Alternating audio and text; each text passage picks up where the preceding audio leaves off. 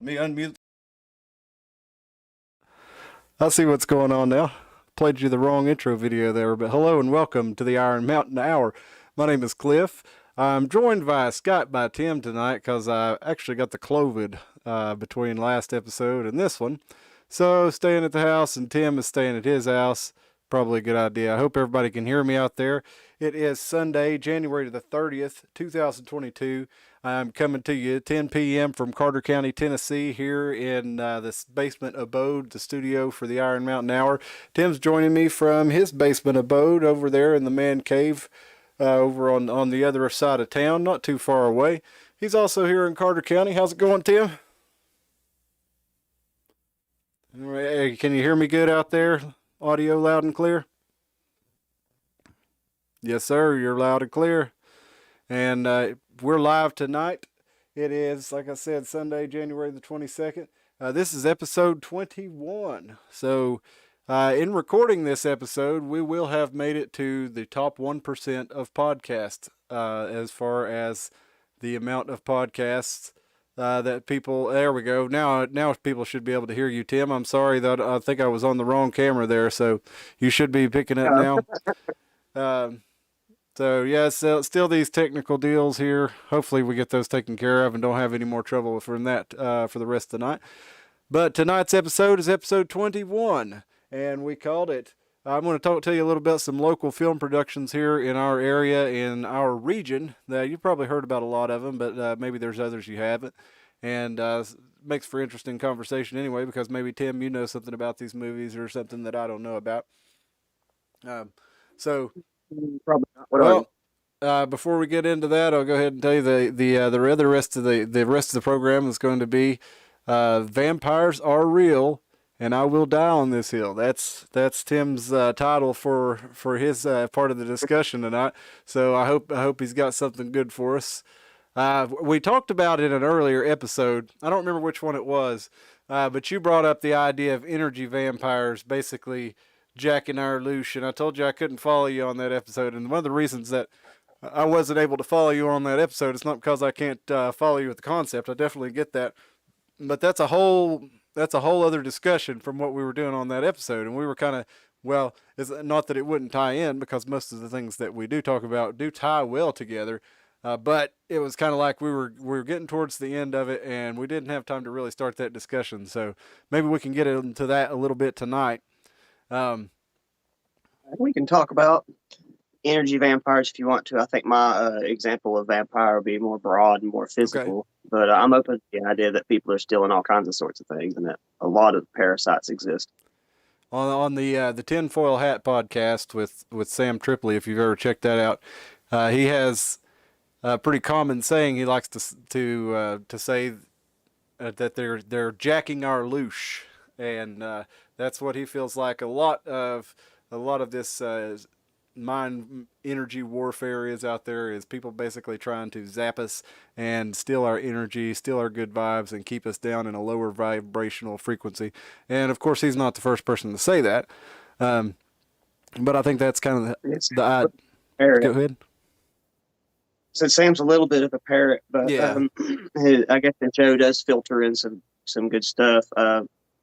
That word loosh, I guess, would be an interesting place to go. The first time I ever heard that was on a YouTube show called Knittigan, and the slogan was "The only word the lizards can't say."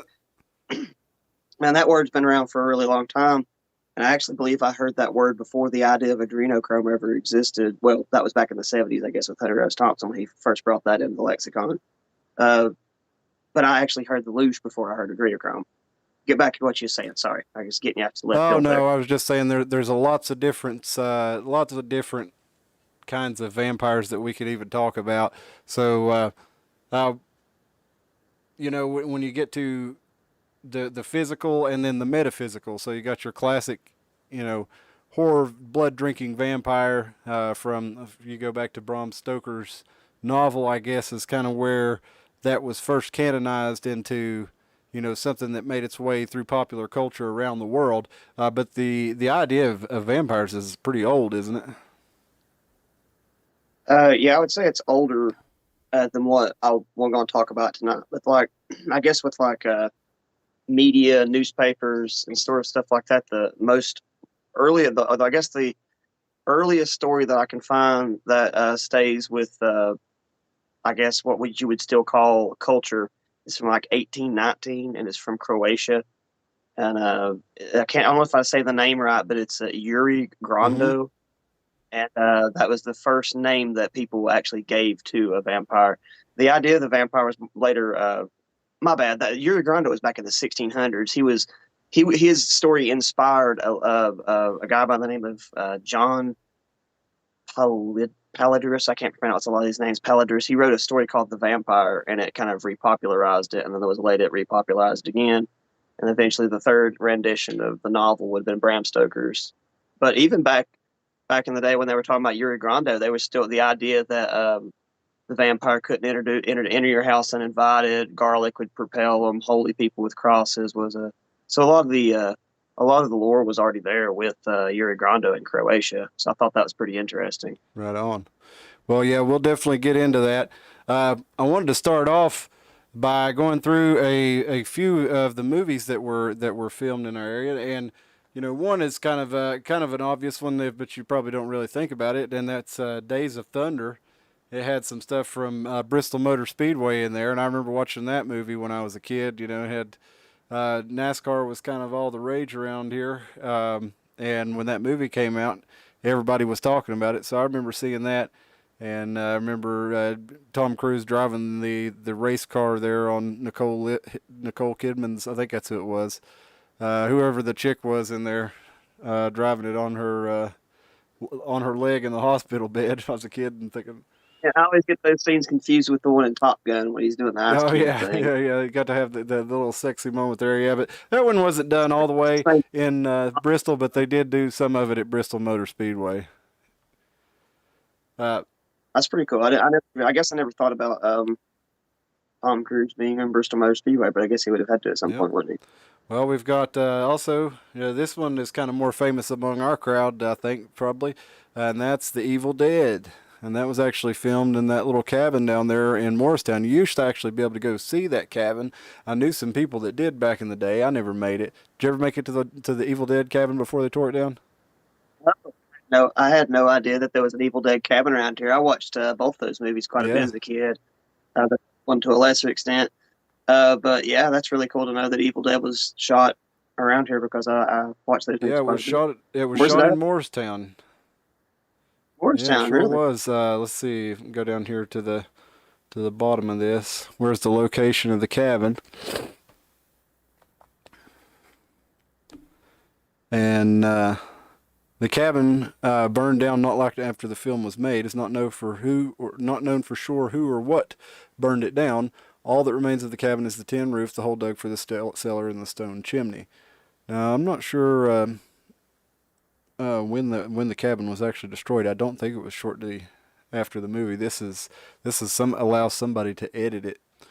So I don't know who added that on here, but it was filmed in Morristown, and that set off a cult classic. Of course, Evil Dead 1 and 2, and then the Army of Darkness, and then now there's a Stars series called The Ash and the Evil Dead, and you've got your all your other side characters, Bubba Hotep and stuff that Bruce Campbell spun out of those, and he's created a cult following his own, and everybody loves Bruce Campbell. And I think he was on a USA show called Burn Notice too. I didn't really watch that one that much, but I think he was like some kind of super spy or something.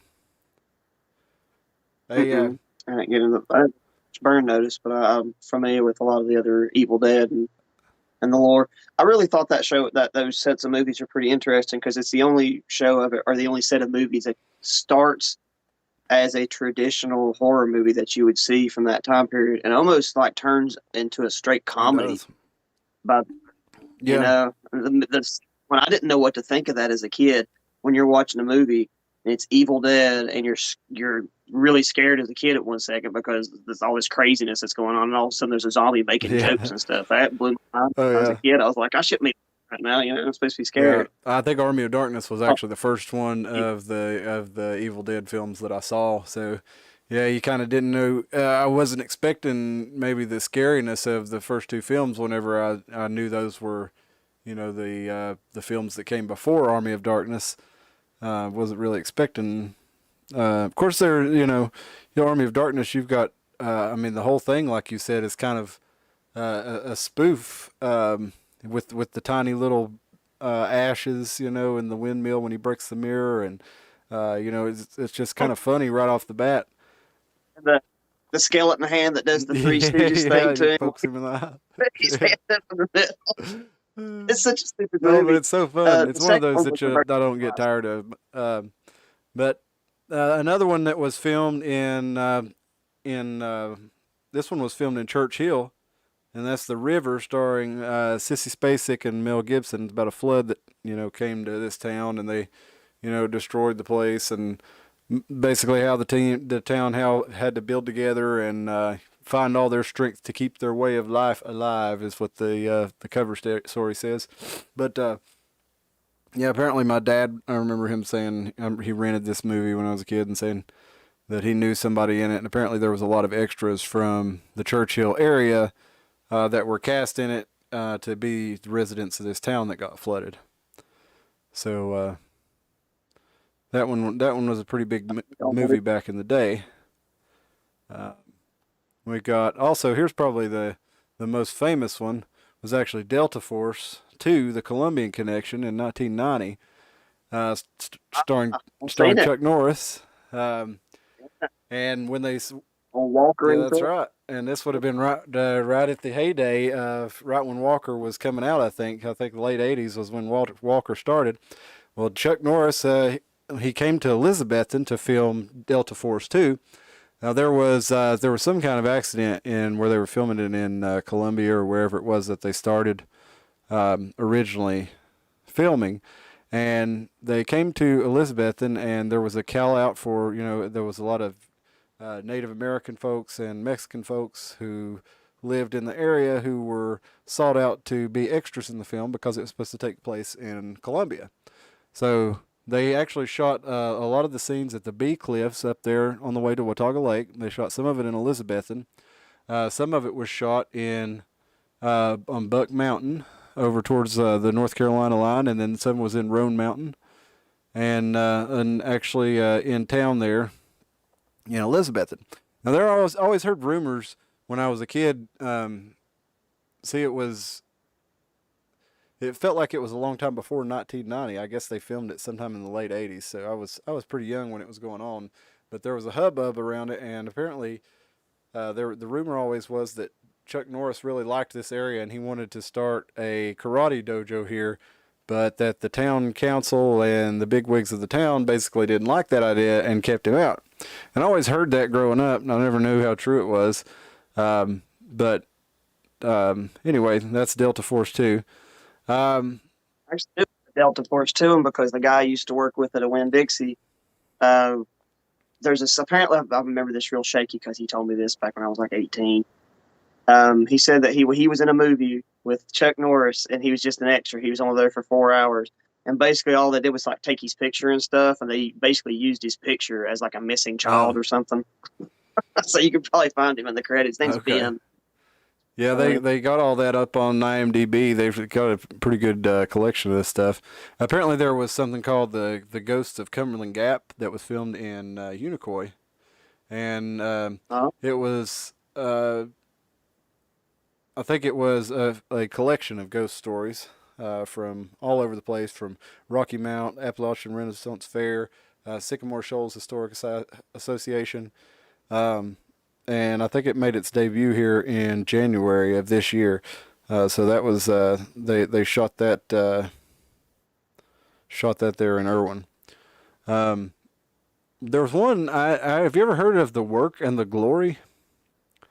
Um, it came no, out in 2004 at Thanksgiving, and apparently it was filmed in Johnson City, Kingsport, and um, let's see, where else was it? Mostly Johnson City and Kingsport. I'm finding it here. Sorry, It's down at the bottom of this page here. Filming locations, Johnson City, Kingsport. And it said this was a $7.5 million production that only grossed, you see, Johnson City, Kingsport, Knoxville, Madisonville. It actually took place, it was set in Missouri in the movie, but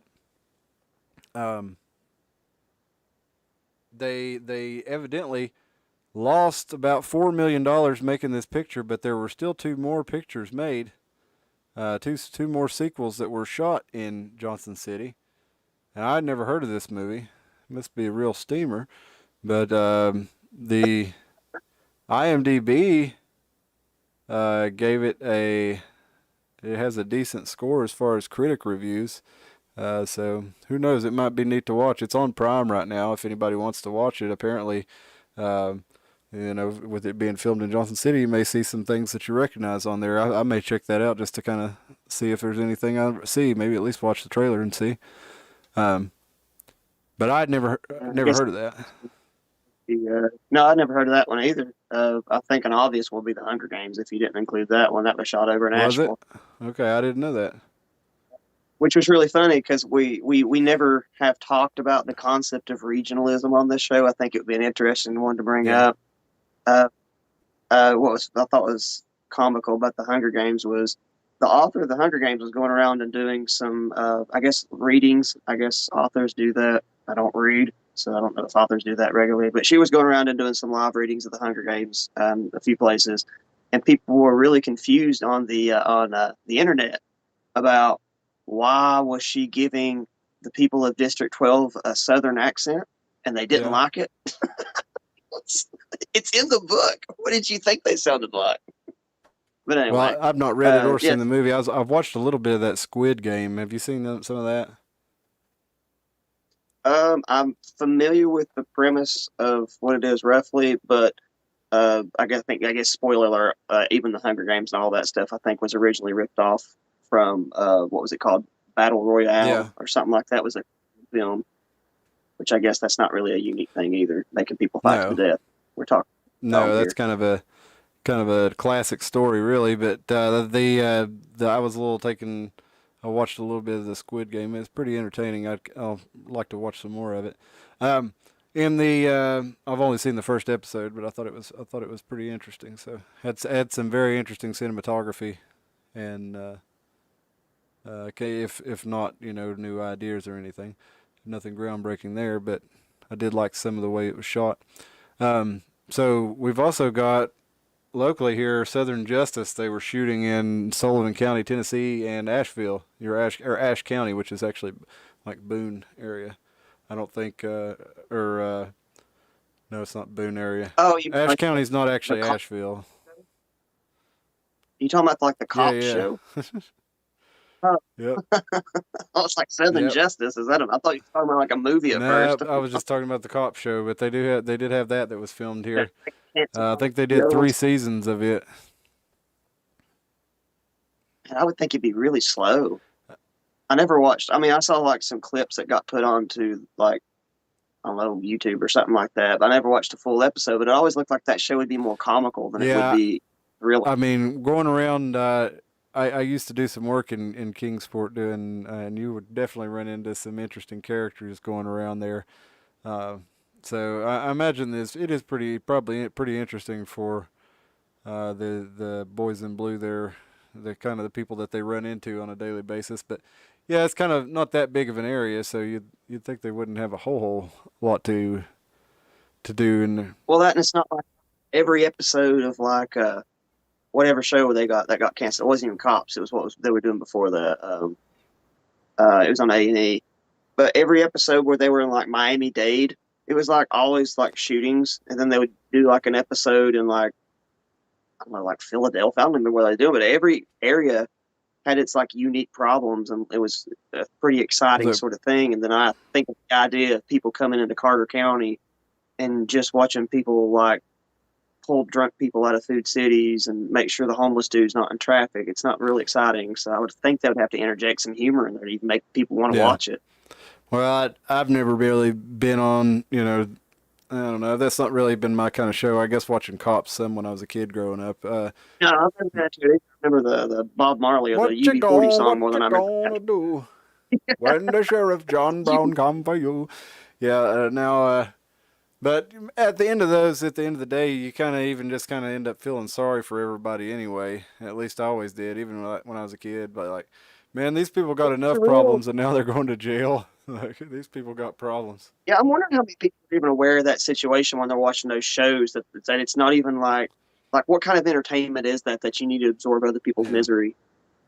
I mean, like I guess I wasn't that self-aware when I was a kid when that show used to come on, but I never really wanted to watch it because I was just always like, it's like you kind of felt bad Hmm. for the guy in handcuffs, and that was using as a 10-year-old when you're not supposed to Yeah, be you doing got that, your kind of your Randy Marsh character, kind of your real life version of Randy Marsh on there on a regular basis. I thought this was America. Ah, uh, it's kind of sad. So yeah, I've never really been into it too much, but that was a show that was filmed around here. Um, We got any more? I think that's all of them locally. We got, of course, the Bell Witch in Adams, Tennessee. That's a pretty well known, and they've made several different versions of that movie. I don't know if they were actually filmed in Adams, Tennessee, but that's where the story was based in of the Bell Witch. Um, We got like the Blair Witch was like stolen from that idea, or is there a bunch of witches that we don't know about? well, the Bell Witch is kind of an old story there in Adams, but I think the Blair Witch was something totally different. I think it was made in Maryland. It does look like it could be in Tennessee, but I'm pretty sure it was further up north, up in the either the northern Appalachians or the Alleghenies or something like that. Um, Hmm. but I don't know what you think of the Blair Witch Project when it came out. Did you think it was? I thought it was pretty groundbreaking, and I kind of I got the hype, I guess. Maybe the hype got me, but I thought it was an interesting movie. Um, Honestly, I don't think I've ever seen it all the way Hmm. through. That came out around the same time I wasn't really allowed to watch Yeah. movies. Yeah, I probably Still, saw it a couple years after it came out. I was probably like 16 or 17 when it came out. I don't remember exactly. Um, I mean, looking on it and the idea that they made that much money, I don't remember the details exactly. I think they like maxed out 3 credit cards and like it's like $15,000 to make that movie. I mean, that was I think that was more groundbreaking for the culture that people could just yeah. do that you didn't have to go to Hollywood and beg for Well, money. You could just go and not only that, now. I thought they did a really good job. If you felt like you were really watching somebody's found footage, it was one of the first times that I saw found footage done where you actually bought it, and it was like, wow, they did such a good job. It makes it seem like, that they really did leave this camera somewhere and somebody really came across it. So I was always impressed by that. Um, but we were talking about possible ideas for the show, and we got into vampires, and like we said at the beginning, vampires are kind of a story as old as almost as people themselves. At least you go back into um, ancient European culture, and there's always been the myths of the blood drinkers, and they've been immortalized through story. And then you've got them, as we said earlier, you got Bram Stoker kind of made it worldwide, popularized, the standard mythology for vampires as far as the idea of Count Dracula and what exactly he was. So, um, in one of the common recurring ideas in these films and these stories is that you actually have to invite the vampire into your home. It won't actually, it can't come in without you sending the invitation. And that we see that in Bram Stoker's Dracula. We see it in the Bela Lugosi film. We see it in Salem's Lot. Uh, That was one of the original ones from The Vampire, which actually came out before Bram Stoker's too. The vampire did come out before Bram There's Stoker. a book called The Vampire. It's spelled with a Y, called The Vampire by a guy named John Oh, that's the one you were talking about Polidio. earlier. Okay. And it was out in 1819. I'm pretty sure Bram Stoker's didn't come out until Yeah, I much think he later. was in like 1870 or something like that. Yeah, much longer book to give them Yeah. credit though. And there, have you ever heard the rumor that now didn't actually? I don't think it's a rumor. I believe I read it in Stephen King's nonfiction book Danse Macabre, where he's talking about his love of classic horror. And if you want to really get into classic horror, that's a guy who knows his shit. Stephen King, Danse Macabre. It was a book he wrote in the early '80s where he just goes into like basically his formative years of absorbing horror, uh, literature and film, and he gets into vampires and kind of the way the where a lot of these stories come from and how they become universal. It's a very good book if you're in for a little nonfiction reading about horror films and horror literature. But there's a lot of good stuff out there like that. But he mentions in that book that Mary Shelley actually went on some sort of retreat with Bram Stoker when she wrote Frankenstein. And apparently there was a whole group of these people, and they were up there doing some sort of kind of seances and this kind of stuff. And she wrote Frankenstein from this group that they had up there in the cabin. Um, and always thought that was interesting that Bram Stoker was kind of right there when that happened too. It's like if he's a whale of uh, you know ideas for stories. The prince of the horror story Yeah, division, which around and gives you a song. and we saw. I think one of the first times in on film that we see is Nosferatu, um, where we see that's the vampire Count Orlok. Um, He's got the cursive teeth that look like they couldn't penetrate anything yeah, there. yeah, That was actually, I think, a more terrifying vampire than most any vampire we've had today was Barlow from Salem's yeah. Lot. Now, I don't know how many people are familiar with Barlow from Salem's Lot, but that was definitely a kind of more intimidating and scary kind of. You had uh, Definitely not the gentleman no, vampire, which didn't exist until the 1800s. Like the vampire was the idea that book that I keep bringing up was the first time that the vampire wasn't portrayed as a Nosferatu type.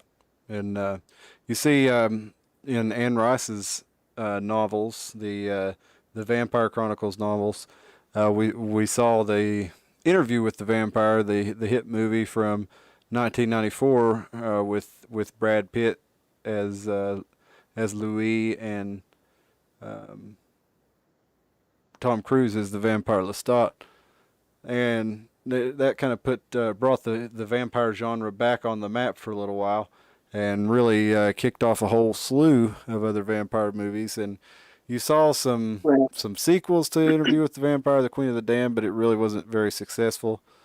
And it's straight away from the source material. well, the things that really kind of hurt the Queen of the Damned was because everybody was associating it with Yeah. Blade. Now Blade was a total Like different take. so much. Yeah, I didn't know until many years later that it wasn't a Blade spinoff.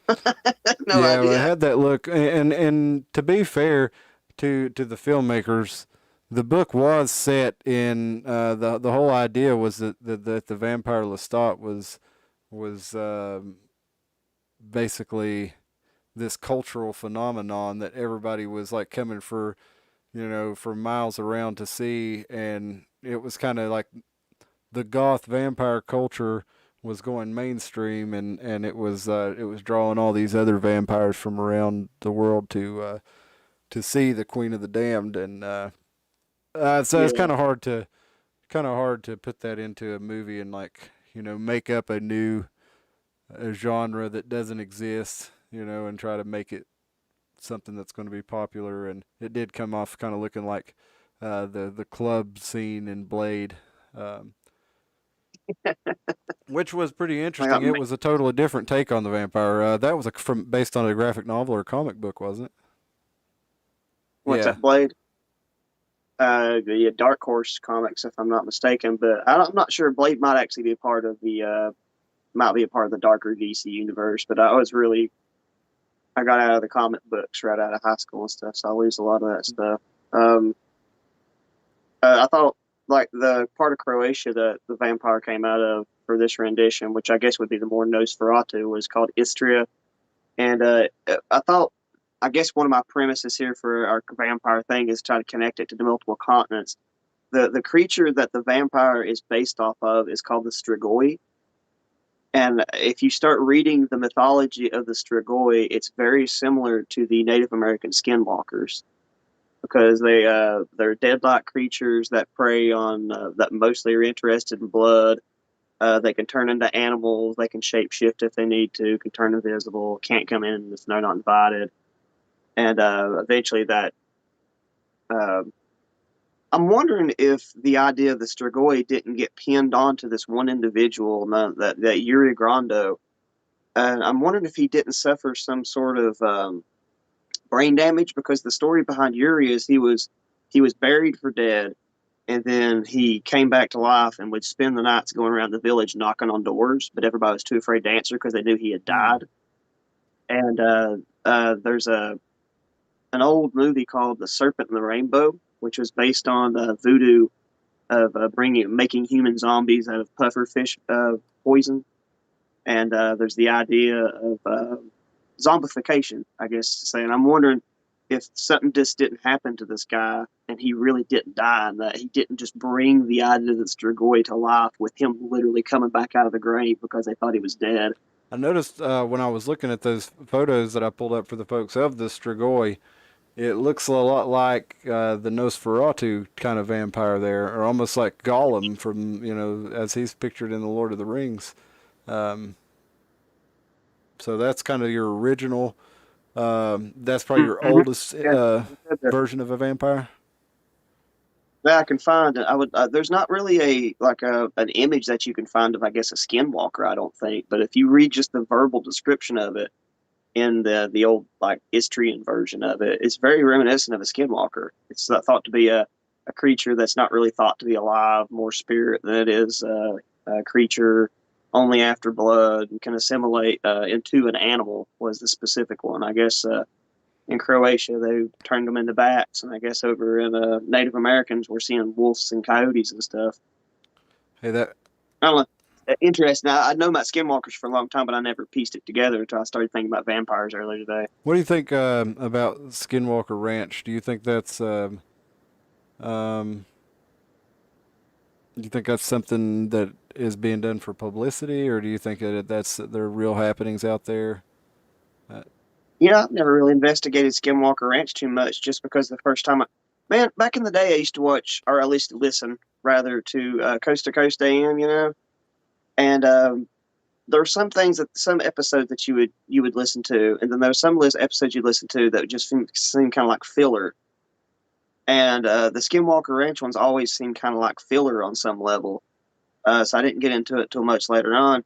But I never was interested too much in the Skinwalker Ranch one, specifically only because they were trying to mix skinwalkers, UFOs, cattle decapitation. It seemed like every conspiracy that was out at that point in time was being put on Skinwalker Ranch. And I don't know, anytime something's super, super popular, I tend just to not even get involved in it. So if you know a lot about I Skinwalker I Ranch, I'm don't actually know a lot about curious. it actually. I've just seen that there seem to be a lot of crazy phenomenon that go on there, and I've only seen it from the people who actually own the ranch. So they would have kind of financial incentive to make it look a certain way. And I'm not saying that it's not the way they're making it look, but um, hey, you remember this? The Bat Child from the Weekly World News, the Bat Boy. Yeah, your Skype screen's froze up at the moment, but you just say Bat Boy, and I know exactly Yeah. what you're talking about. I guess just for some reason, always had like super, super lovely eyes, but the Yeah. rest of it was I remember when Wilbur was on here and we were talking about how my dad had this trailer full of UFO magazines. Well, it wasn't only UFO; it was Weekly World News and stuff like that too. So I remember the Bat Boy well, nice. um, and I'm pretty sure there was one on.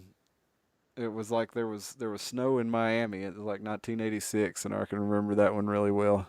Um, but I don't think that was the Bat Boy. The Bat Boy looks like he was in '92. But here's one that I don't remember. This was the Bat Boy goes to war. The coalition leaders order half human, half bat to take a bite out of Saddam. And it's got a little picture here of Bat Boy running around behind the coalition soldiers. And then That was so funny.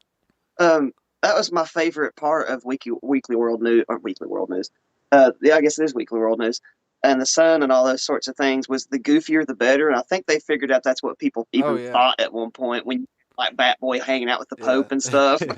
It's like the worse the superimposed part were the better. Here's an alien in the slammer after a fist fight with Bill over Hillary, and it's got a picture of Bill Clinton with a black eye and an alien, a mugshot of an alien here.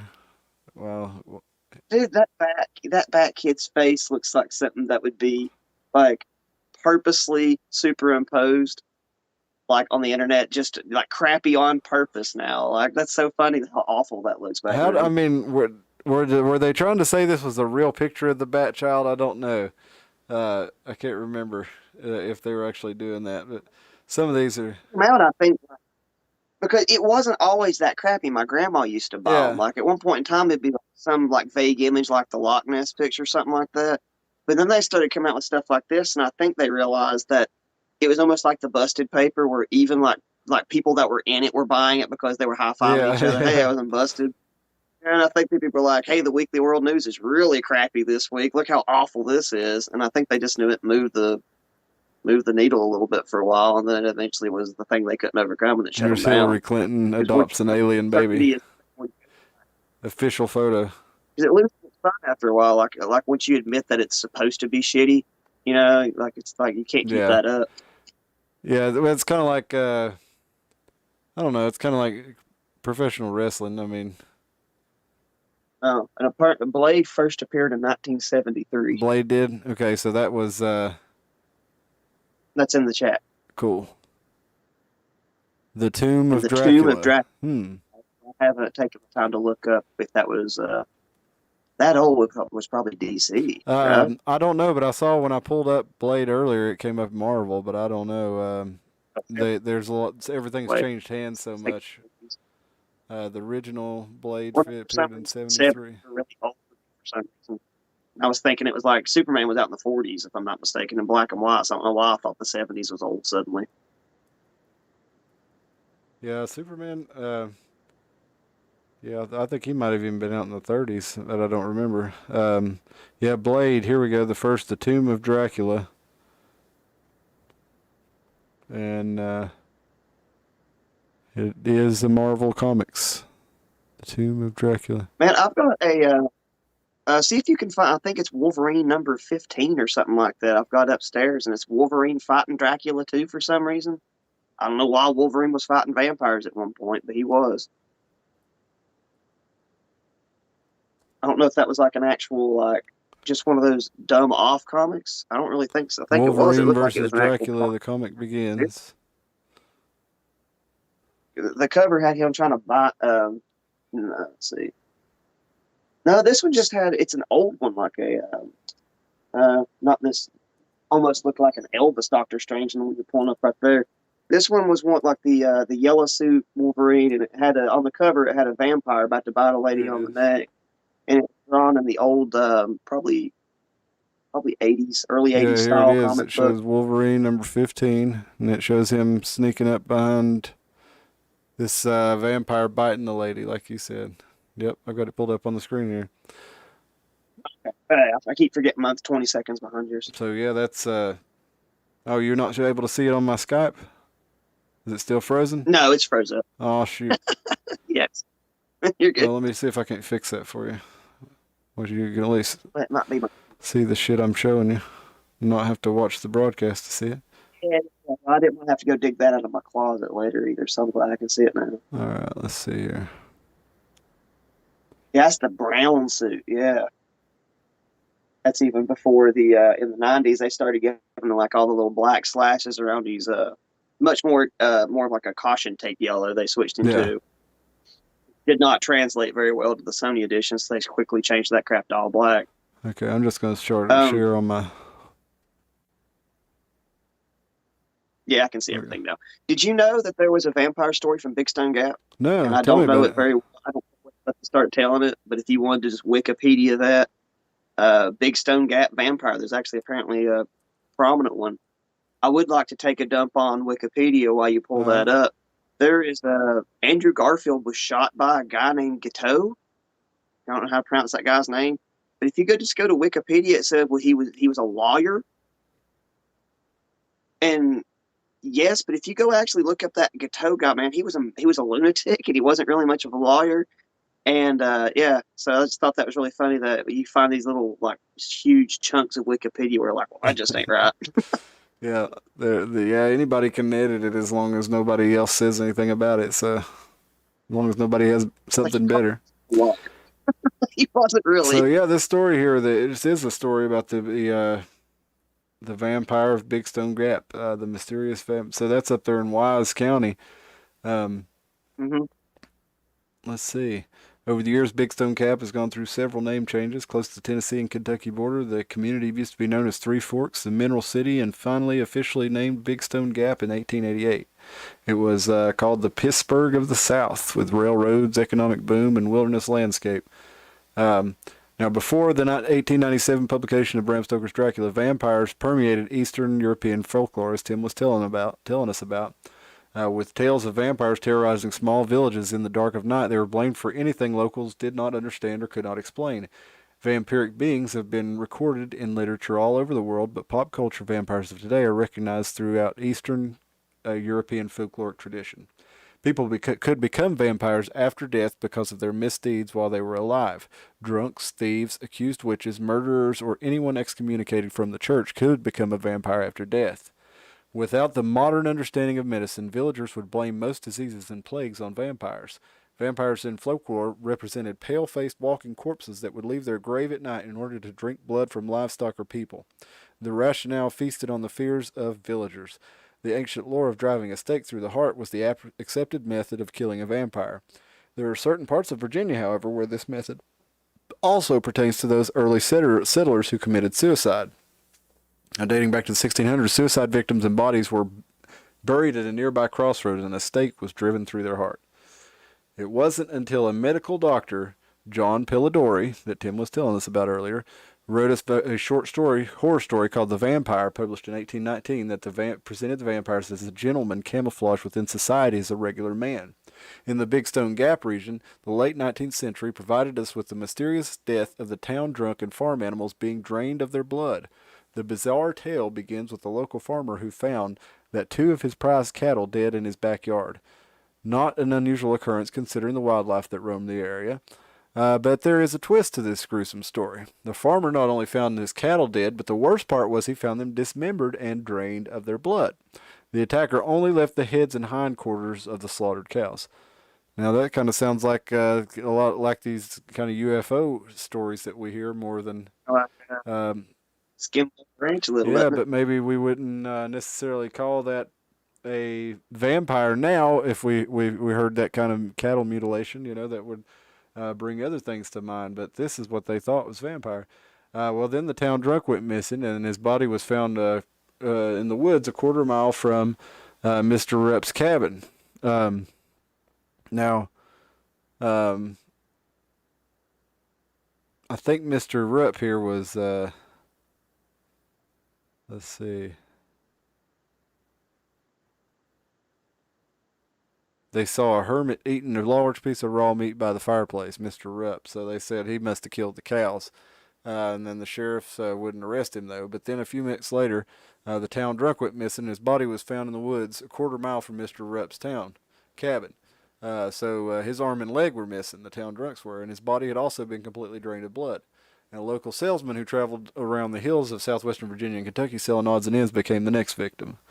So we had several folks there, and they went and attacked Mr. Rupp, and um, all over the inside of the cabin were body parts, arms, legs, torsos, human remains, and the top of his table and countertops were covered in blood. It was so horrifying to the men, it was reported that they found the cabin that day. What they saw haunted the men for the rest of their lives. After their discoveries, the men set fire to the old cabin, formed a posse, and set on a manhunt for Mr. Rupp. They never found him, and it's presumed he may have died while out in the woods, but Mr. Rupp or his body was never found. The true identity remains a mystery. So you can see how they, that got into Mr. Rupp may have been a vampire, a cannibalistic serial killer, or the blood-sucking vampire. Um, but either way, it makes for a good story. I didn't know about that story, Tim, so thanks for sharing that. But if you search vampires in Big Stone Gap, there's a lot of different ways you can read that, and a lot of different interesting regional vampire stories. Everywhere seems to have vampire stories. I just thought it was interesting that when I found the Strigoi, how similar they were to skinwalkers. And when you start talking about skinwalkers, you start getting the kind. I don't know. I feel like we conflate a lot of stuff with skinwalkers, but I still thought the concept of the skinwalker, aside from the ranch, even is very interesting because I didn't really even know what the Strigoi was. I always knew the origin of it being like with like Baba Yaga and stuff like that, but apparently wasn't the same thing as the Strigoi. So you learn something a lot, or you learn something every day. That's a better way of it, I guess. Or I Try try. to. There's always I never there's thought always something to like learn. places like that. So that's I guess China's next. 'Cause I don't know anything about China, if I'm being honest with you. I don't know either. I bet you there's Chinese vampires though. Let's look it up. Oh, hell yeah! Um, I'd say everyone has that mythology. so another thing common in the vampire mythology that we see over here, the Western vampire mythology, especially the Hollywood. Um, so in the Interview with the Vampire Chronicles, in these stories, if the vampire actually most of the time does not want to turn other people into vampires, they feed off of their victims and either kill them or leave them alive to feed off them again. They don't actually. I don't remember how many. In some stories, all you have to do is be bit by a vampire, and then you turn into a vampire. And in other ones, you have to be bitten by a vampire, and then the vampire has to feed you some of its blood in order to turn you into a vampire. Um, so Mhm. is that something that we see in like the original vampire mythology, or how did the original vampires decide to turn somebody if they wanted to turn somebody into a vampire? Um, well, if we're going to go with the Jim Carrey version of once Dude, I bitten, watched that you today. have I shit you not. to, did you? Yeah, you have to be bitten 3 times. Yeah, that's right. Uh, oh, like if you go to the old Holly ones, with I think it was that same sort of thing too, because it wasn't like Dracula bite a girl once, because I remember they were trying to like hide people, like he would keep coming back for multiple times, and I don't know if that's eventually like the rules there, but I didn't find anything when I was looking today of uh, people being turned. It was almost like people became vampires because they died with the unfinished business. It was like a nefarious spirit got a hold That of them. was some of what I was reading just a little bit ago too. Um, and what about Count Dracula? Was he said to have turned many people into vampires? Or Well, wasn't he based on Vlad? yeah, Or am I well, wrong? yeah, he Because was there's based been on Vlad. there was Of course, Vlad the Impaler, the Romanian um, prince who basically took over all of Eastern Europe and burned everything to the ground and put everybody on stakes. And Prince Charles actually lives in his castle now. Prince Charles is, yeah, he's proudly descendant from Vlad the Impaler and lives in Count Dracula's castle. Um, so I got good some for him. Chinese vampires up on the screen there. Well, I did have. I'll pull up. You see that Mr. Vampire I'm looking at? He's wearing what I would call the David Lopan Yeah, outfit from Big Trouble. I'm wondering if that's where they got David Lopan's look from. If that's not what their traditional vampire well, looks it like. does look like that, doesn't it? Pulling it up there, it does look like from the John Carpenter film Big Trouble in Little China. He David Lopan, the evil sorcerer there. David Lopan. The internet goes wild over that movie. It either goes one way or the other. People either love it or they hate it. And I always really I've liked it as always loved that when I movie, saw it man. because it was such a zany movie. People didn't get what was going on, and that's why I liked it. Uh, yeah, it was really popular among me and my friends. We started watching that as when it would come on USA or whatever. Um, but yeah, this I was trying to pull up some photos here. Doesn't really have many photos in the article, but this article from the Telegraph called Prince Charles of Transylvania. Um, there's a picture of the castle here, and it actually goes into how Prince Charles does live in Count Dracula's castle, and he's a descendant of Vlad the Impaler. Where he would do the whole stake up the ass thing, like, do you think like a stake through the heart? Like, do you think just like that's a very weird thing that he would shove stakes up people's rectums, and then to kill a vampire later on, you have to put it through Mm-hmm. the heart. I think it was interesting that the section of Croatia known as Istria, it actually goes into a couple other little places. It's mostly in Croatia. They call it the Heart Peninsula because if you look at it and you draw a border, I guess it's shaped sort of like a heart. And I know a lot of that's maybe coincidence, but I still think the giant stake up the ass thing is a little too coincidental for it not to be associated with the vampire mythology. Yeah, it is. Maybe. And here's the Daily Record here. Prince Charles is a descendant of Vlad the Impaler, and he could become the Prince of Transylvania. A Romanian heir has offered the heir to the throne an honorary title because of his fondness for the holiday homes, for the area where he has two holiday homes. So the guy that runs the place offered him the title. Yep. Here's Bran Castle in Transylvania. Sounds more like Mufasa came back to pride. It's like a weird thing. You know what I'm saying? Like a guy comes back in your neighborhood and you're like, nope, he's in Yeah. charge now. Well, he does. If you descend from Vlad, you don't want nobody wants to cross him or his descendants, I would imagine. Yes, sir, yeah. That's just leading more and more evidence. You're saying the modern royalty is descendants of the first vampire before, the vampire stories, Yeah. I guess. So the inspiration for Count Dracula and my whole premise of vampires are real and it's a hill I'll die on is not that literal blood sucking Draculas are flying around, but I really think there was a real inspiration for them. And I think those people are around today. It could be, I guess, what's the word I'm looking for? It could be symbolic of blood being your life force and people draining your time or maybe your You're energy. loose, Jack, and you're loose, bro. Yeah, I think vampires are a real thing that our ancestors are trying to warn us about. Like there's like that's an avatar that we're supposed to be warned of. And then we've got the classic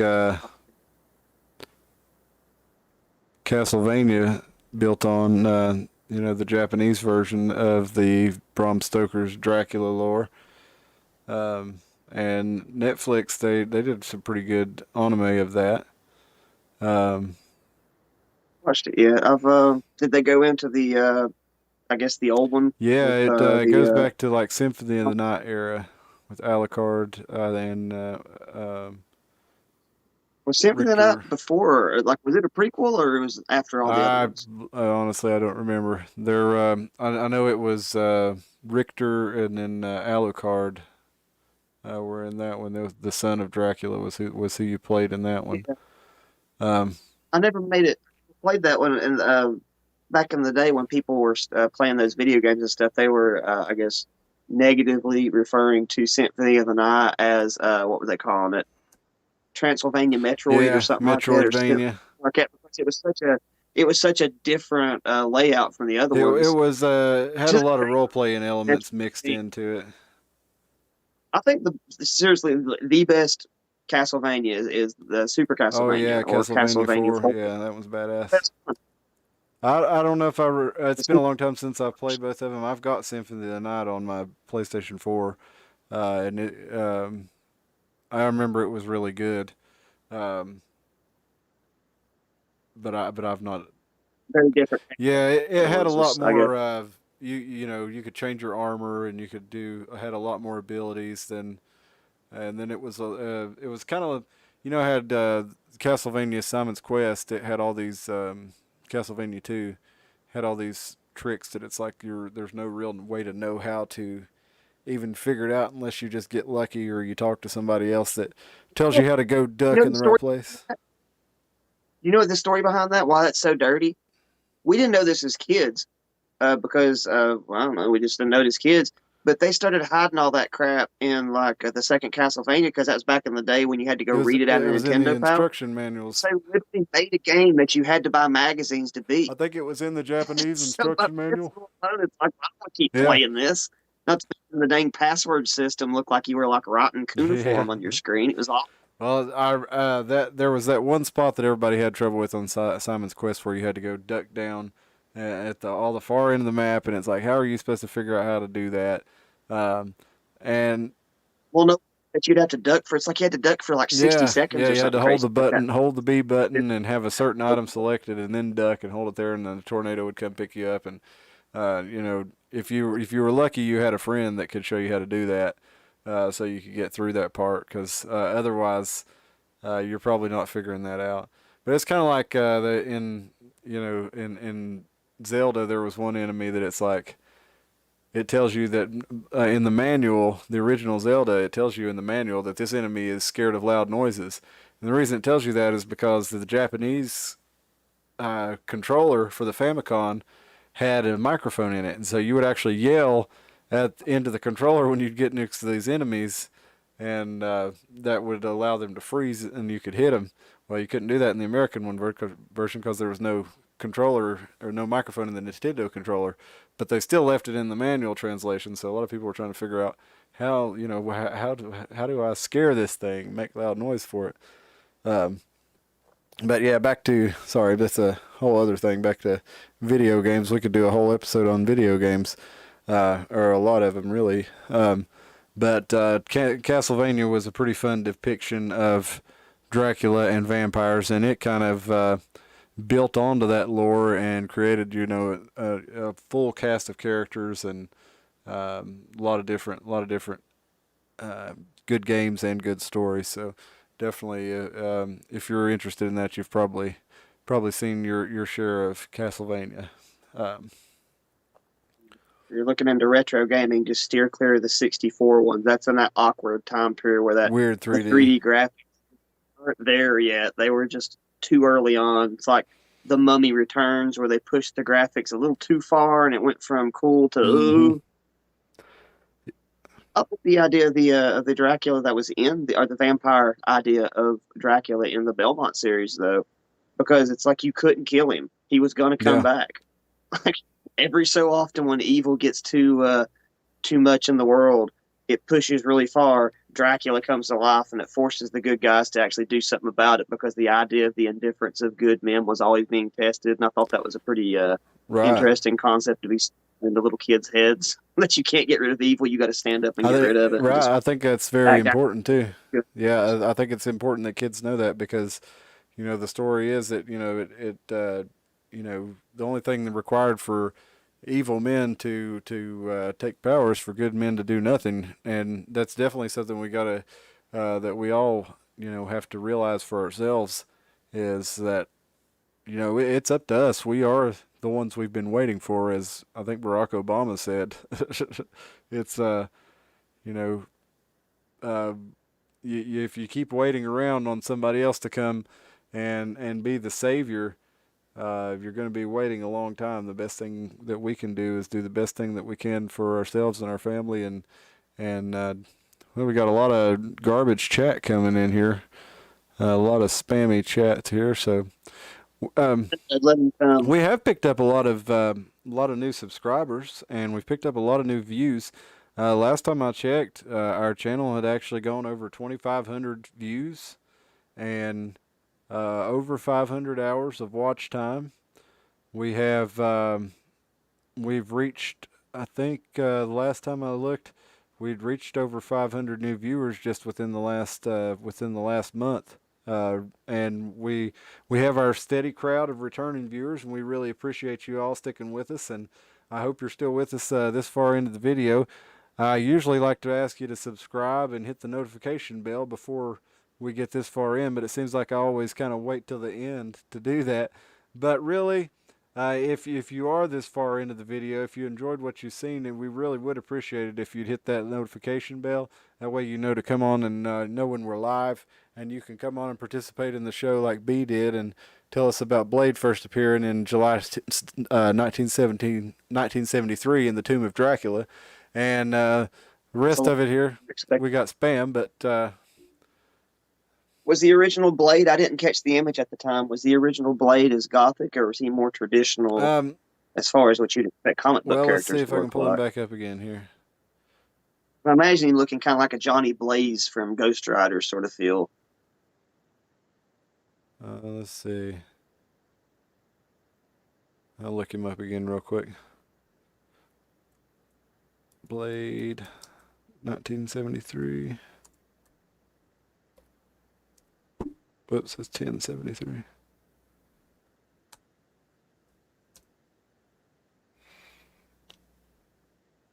That's showing me a movie. Now I'm having a hard time. Tomb of the Vampire. Blade, Tomb of Dracula. Here we go.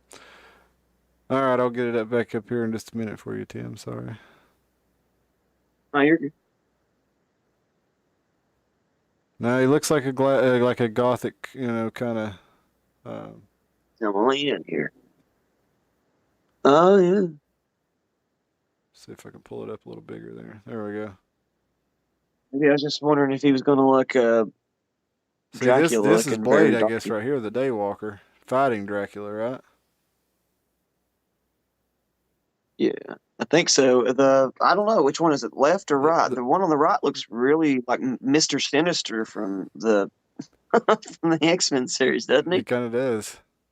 The one on the left, maybe you're hot stuff back in Transylvania, but nobody messes around with Blade, the Vampire Slayer. Like, dude, back then, that's really cool. Yeah. Ooh. I was just wondering if like, they just like kind of like blacked up like a vampire slayer, but that's actually a cooler concept back then. Drop that girl, Dracula, or this wooden knife will finish you off forever. Now, I guess then he was more jive, and as it got in the '80s, I guess or no 2000s, it would make more sense to make him look more like a '90s would make him. God, when Blade did came out Blade in the come late out? It was the 90s, '90s, yeah. wasn't it? Late '90s. I bet Ghost was right going right down the lawn where everybody was wearing all that latex Mm-hmm. and crap, Yeah, which was predated the Matrix. It's just the Matrix took it to a whole new level of S&M. I read that Will Smith was offered the gig playing Neo, but he turned it down. He Yeah, turned it down because he wanted to do Wild Wild West. And yeah. ki- Let's be a cowboy, yeah, baby. What a flop, yep. man. Have you heard the story of the Wild Wild West? Mm-mm. Why that movie was such a cluster No, year I again? haven't. Okay, I'll make this quick because it has nothing to do with That's all right. vampires, though maybe. Um, there was a director. You'll have to look him up. He was wanting to make a Superman movie, and he was going to fully fund it and all this stuff. And it was going to star Nicolas Cage. And you can look up Nicolas Cage's Superman. You can find a couple of images of Nicolas Cage with some almost like a hair from from a Con Yeah. Air look. Well, it's funny He's you got mentioned him. I think he was offered the role of Neo too, and turned it down. Yep. Nicolas Cage. Oh wow, that'd have been a But really sorry, awful don't want to Matrix. defer or derail your story. Uh, if you look up Nicolas Cage's Superman, that movie never got made, but you can find the script to it. And at the end of the movie, for some reason, the movie was only going to be made if at the end of it, Superman was going to fight a giant spider. And at the time, they couldn't find a way to make it work, and nobody was really on board for Superman to be fighting a giant spider. This script apparently got passed around Hollywood, and the guy that ended up finishing Wild Wild West, one of the people involved with it, was the same guy. So he put a giant robot spider at the end of Wild Wild West because you can't fight a giant real spider when you're cowboys. The guy was so obsessed with a giant spider that he got it in that movie eventually. But it started out with Superman and ended up being in Wild Wild West I remake. wasn't a very big fan of that movie, but I did like some of that kind of, cyber or steampunk kind of. The spider was pretty cool.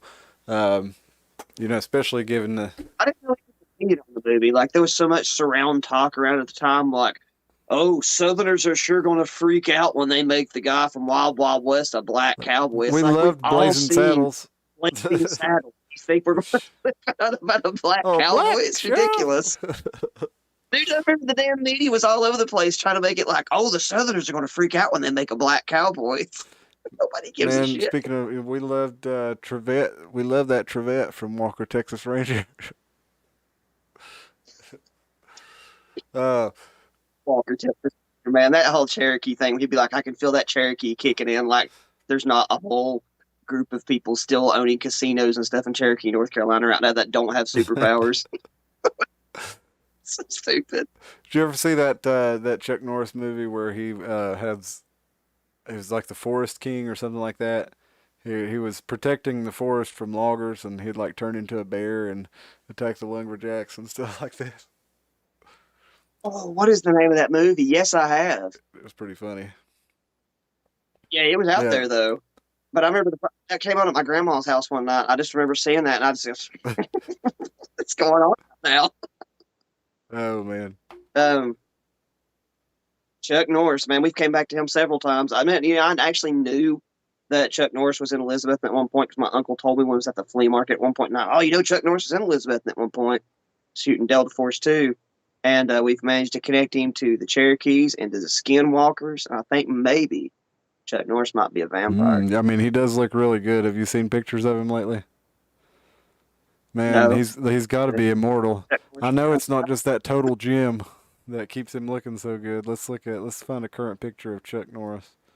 And Chuck Norris is in his 70s. Still young. Chuck. To be fair, like I've never seen him actually fight in combat. Like, I mean, like they had him fighting Bruce Lee Yeah. and stuff in movies, but I've never actually seen any actual combat Yeah, he from was Chuck Norris. So Chuck, he was the champion, and he actually he did learn from Chuck Norris, but or from Bruce Lee, but from what I read, like he could have whipped Bruce Lee's ass. He was apparently there was a pretty current photo. No, that's from 2010.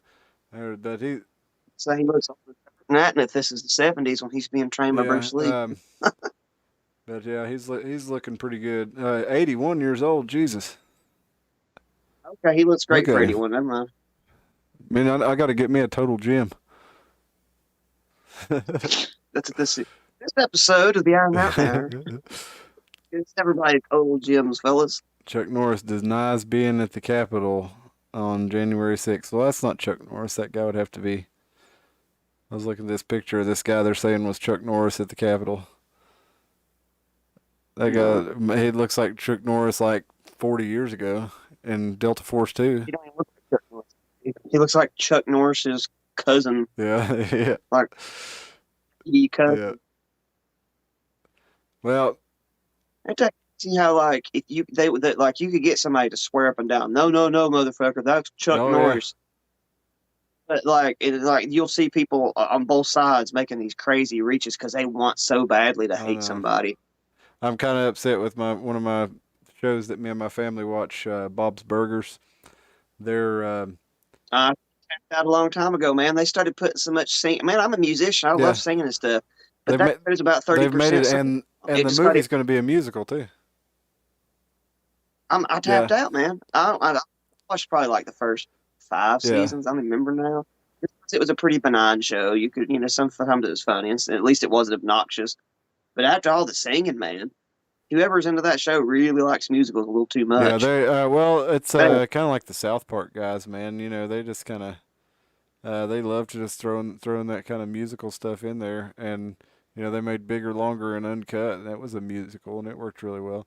I'm still looking forward to the movie, but I was kind of Bob's.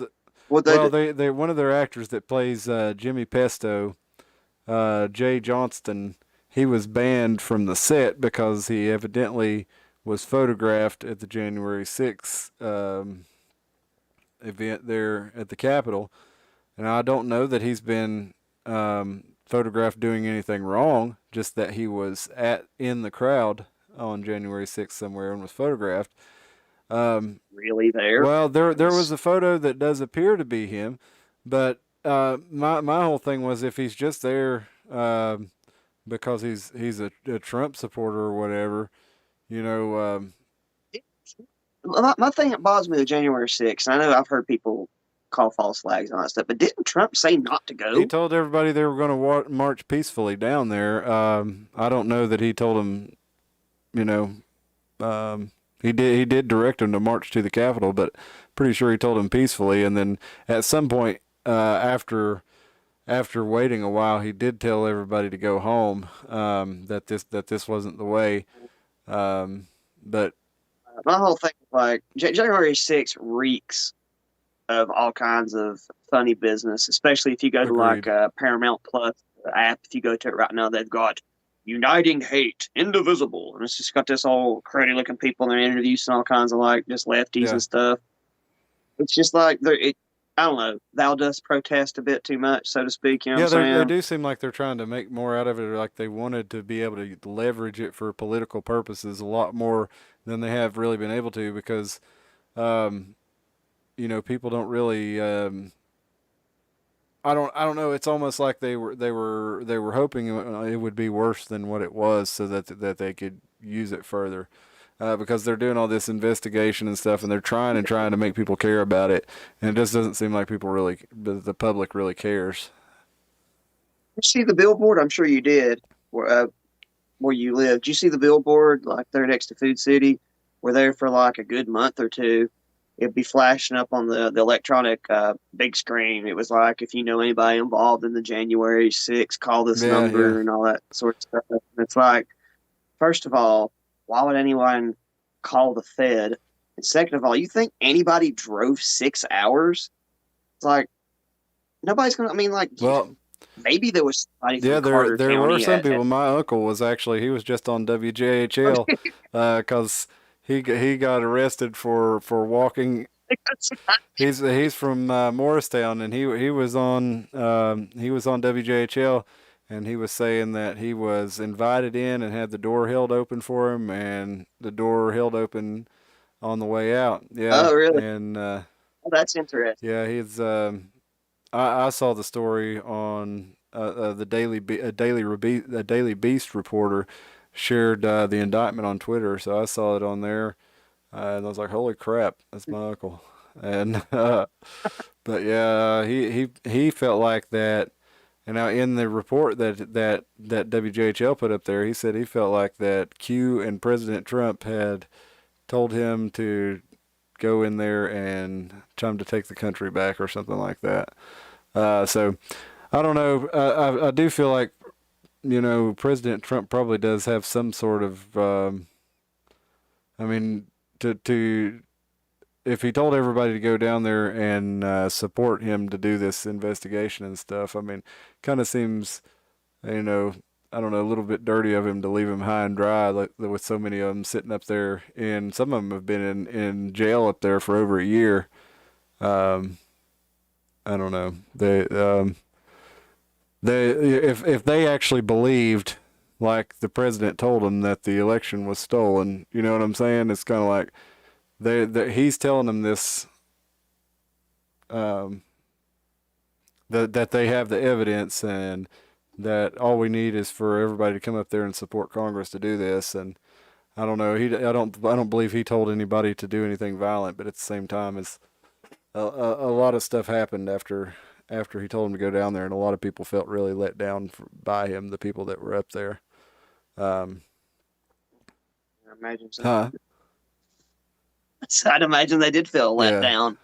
Um, I don't know, like I still have that whole opinion that there's only one coin and we're just being shown two sides of the same one sort of thing. Like I have this whole idea that they use not an idea, it's not even an original idea that they use the other side always to get what they want. Yeah. Like they use Democrats who are supposed to be anti-war to go Mm-hmm. to war, and then they'll like like a party of religion, for example, like the right, they'll use that to start a religious war, which goes against what you're supposed to be doing. Yeah. Thou shalt not kill, but they'll find a way to do it.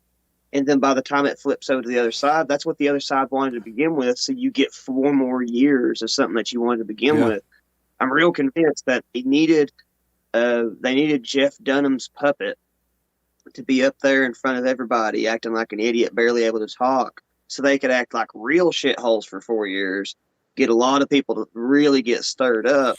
That way, people are practically begging anybody not wearing a blue sash come election time to please take control. And then they can do, God knows what after they've given them, smart cities and they've inflated the police enterprise up to a level of the military under that of Kamala Harris, because that's what she would Mm-hmm. do. I mean, for Yeah, well, I mean, DA, you've got, I mean, if you remember, you had, okay, Kamala, like you said, is the national cop, and you've got kind of that side. Um, half of that party are saying that they think it's okay for in a poll recently, it was like close to half of Democrats said they would be okay with forcibly, you know, injecting people or taking people's children who didn't get the injections and stuff like that. Like, of course, I think like that they don't see. Like, do you know? Like, I don't want to name names or anything. Do you know people like?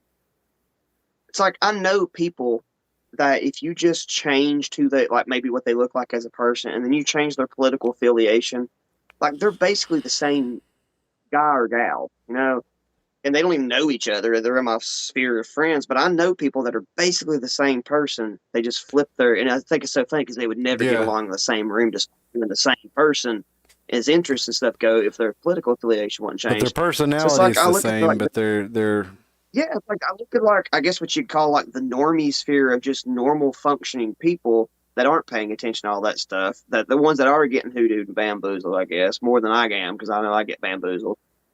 But you look at what they do, and anything that they'll champion is going to be used against them at some point. Like they'll get, like I brought that up, how they use the crazy Christian right to get so much stuff like the Patriot Act and stuff passed, and that's being used against these people on January that's 6th right. trial now, right? And It's always used against you. So all this stuff that Antifa's doing, like anything that we do in this 4 years of Biden Harris, they're going to use that against these Antifa yeah, people at some point.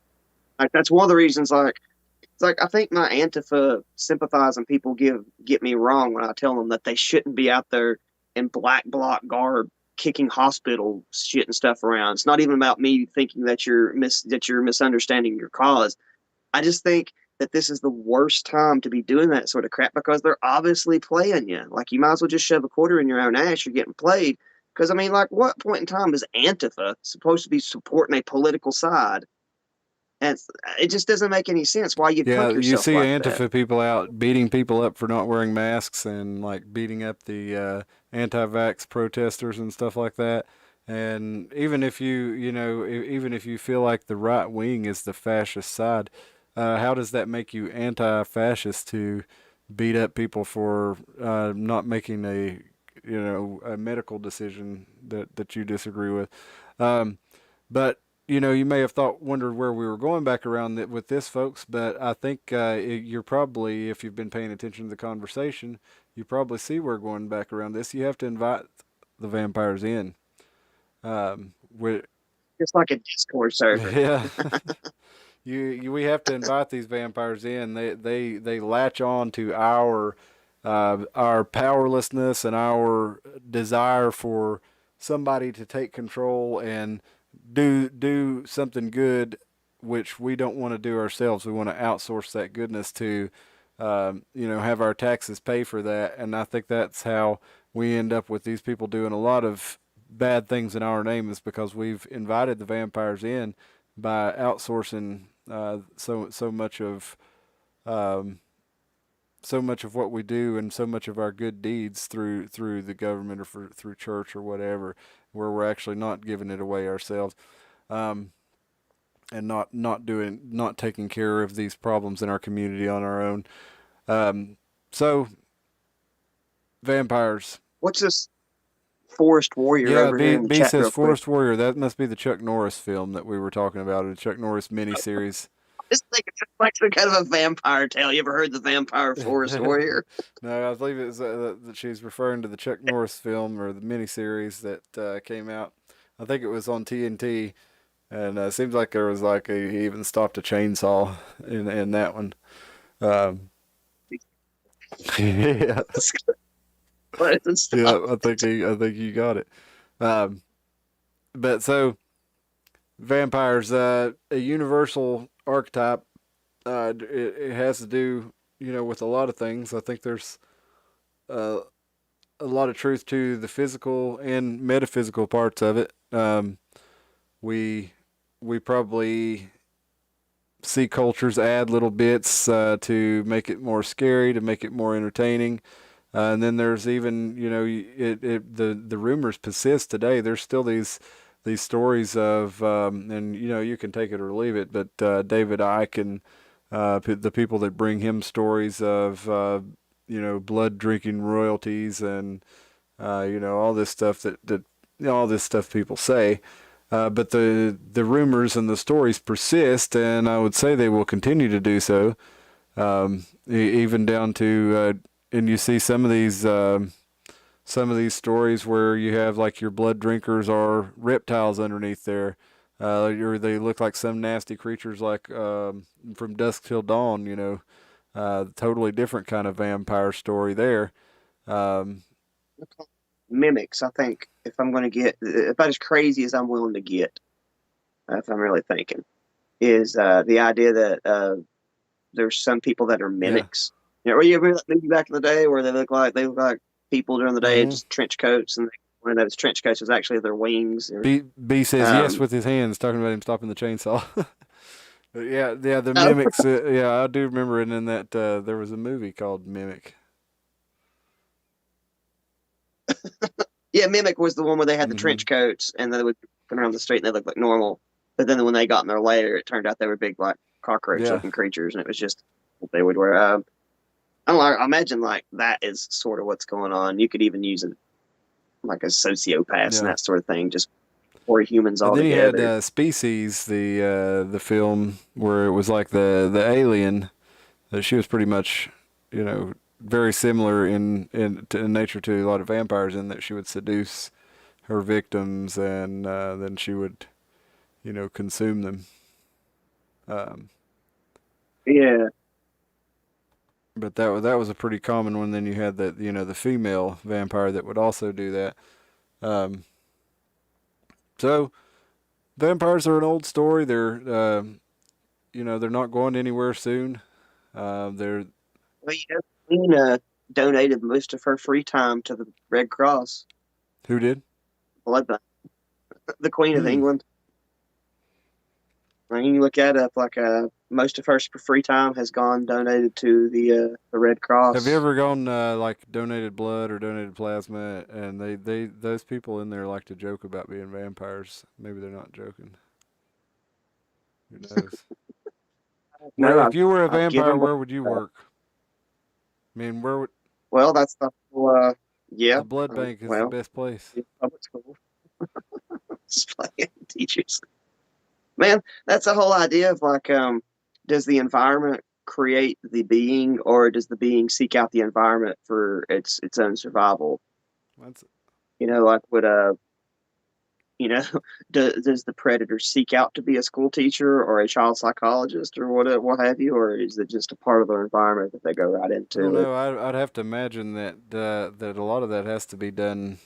I mean, I'm sure there are some people who just suddenly feel compelled because of um, being in a position where they could do something like that. But I feel like most of them probably put themselves in that situation intentionally with the aim to be able to do that kind of thing.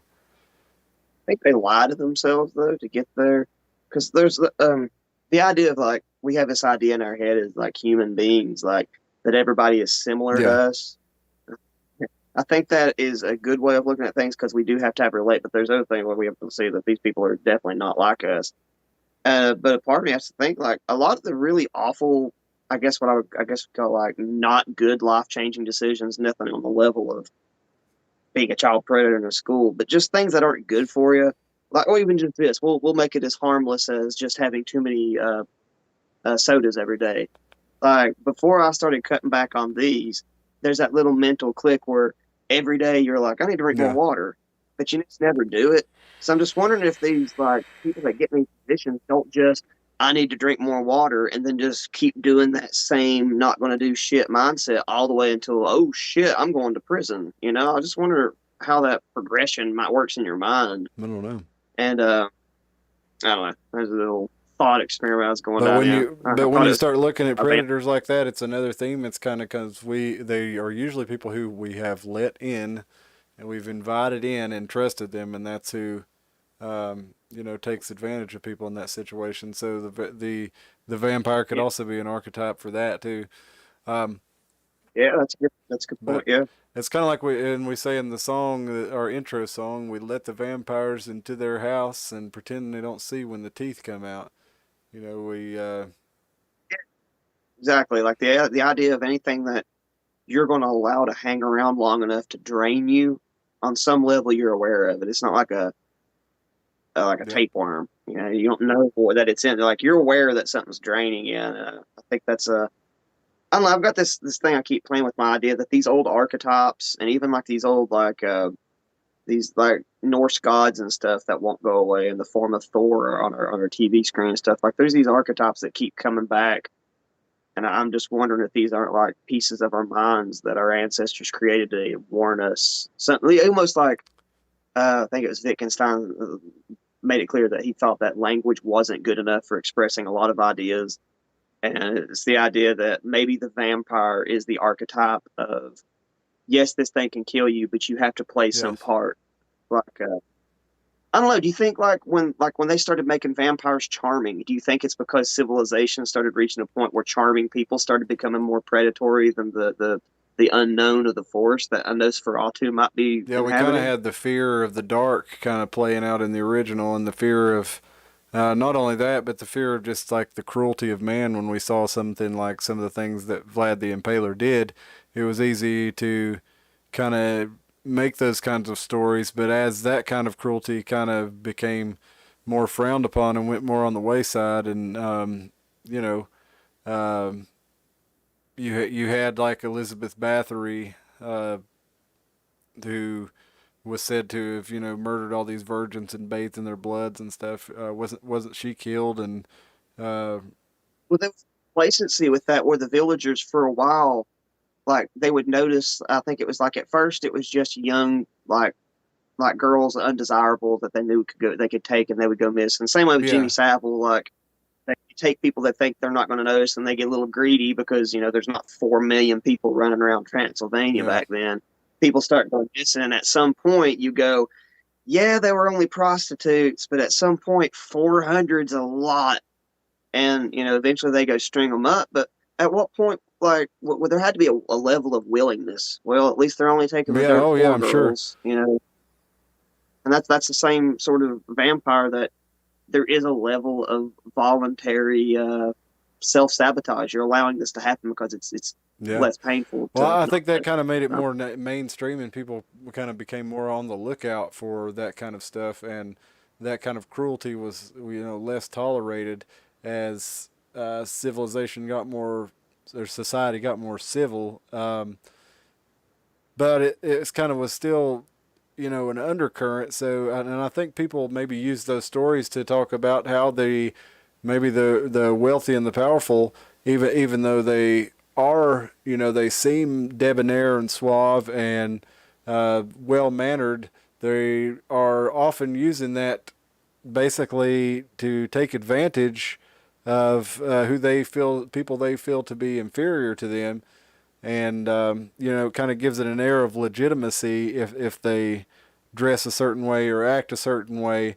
And meanwhile, they may not be drinking your blood, but they're loaning you money at an interest rate that's going to cause you to be indebted to them for the rest of your life. Or uh, Usury, huh? the word for that, I brought that word up on a road trip here recently, and I was trying to think of the word Usury, for it. The word for it is usury or usury, ushery or yeah. something like that. I can be, yeah, it's a. Did you know? Now, I don't want to get on like a religious sort of topic. We can do that on another episode. Did you know that's one of the biggest debates between Muslims and the Jews? I had no idea. I found this on a message board. Apparently, well, many message boards, because anti-Jew people are very, very outspoken about it. Apparently, one of the oldest beefs that the Muslim people had with the Jews to begin with was the practice of usury. And apparently, in the Quran, it specifically preaches against the idea of loaning things out with I'm pretty sure interest. Jesus says something against usury too in the New Testament. And I know he did go whip the money changers. So, but in any case, there's lots of ways that the people wealthy people have used law and color of law to take advantage of people. They get themselves in a position of authority and use that authority to screw over the little man. And um, so we see lots of different ways that vampire could be used to describe. Hey, Vacant Josh, hit that notification bell. uh, Hit yeah, that, that's just that like YouTube notification, to not hit notify the you. So we'll be here every Sunday at 10. So plan on tuning in and plan on checking us out and jumping in the live chat with us, and plan on jumping in here in the Discord. I didn't get a chance to put it on here in this episode because we're doing it remote anyway. But I do want to get y'all in. I guess I'll have to. I've heard that if we start doing the Discord thing, I've heard Discord has a video chat feature, so we could do it from Okay. there. Unless we get in there and it's just really stonks. I don't know. It might. I've heard other Okay. things. I've heard that. I don't know this about the Skype one. I've heard Zoom calls that when people start talking over top of each other, it just bottoms out and you can't hear Yeah, it anything. does on Skype too. But yeah, maybe Discord will be better on that. And I don't know about video, but I do know we can do audio mode. So, but I'll include that into the next episode. Um, I'll put it in this description, so if you want to jump into the Discord and make you an ID for there, you can. But anyway, I think that's about a good place to wrap it up tonight. We've looked at a bunch of different ways the vampire archetype has made its way into our mythos and into our legends and lore, and a lot of different things that it may mean. And it could, we didn't really get into the energy, but we've got that too. It just could be, your intention and drain. If you're focused on something a whole lot and you're giving a lot of your energy to something, then it has a lot of power over you. Uh, Like your life is literally time. If you start breaking it down, and if you just start deliberately and nefariously waste people's time like it's just nothing, that's the same thing as vampirism. You're literally wasting you're their life. sucking You their can't lifeblood get, away. Yep, you that's know. right. So yeah, we appreciate you tuning in with us tonight. We thank you for joining us as always. We'll be back here next Sunday at 10 p.m. We'll be here every Sunday at 10 p.m. And as we said in the last episode, we're looking at doing maybe some through the week broadcasting too. But we want to make sure that people are going to be in here. We've been picking up viewers pretty steadily, and we've been keeping a steady crowd of subscribers too. So we appreciate y'all joining us and get us ideas stuff you want to hear about on the show, and we'll try to get that in there. You can email us at theironmountainhour@gmail.com. You can hit us at the Discord. I'll put it in the description. I'll put the email in the description too, and get together with us and come back next Sunday 10 p.m. We'll be here. Have a good weekend, Tim. See you then. Y'all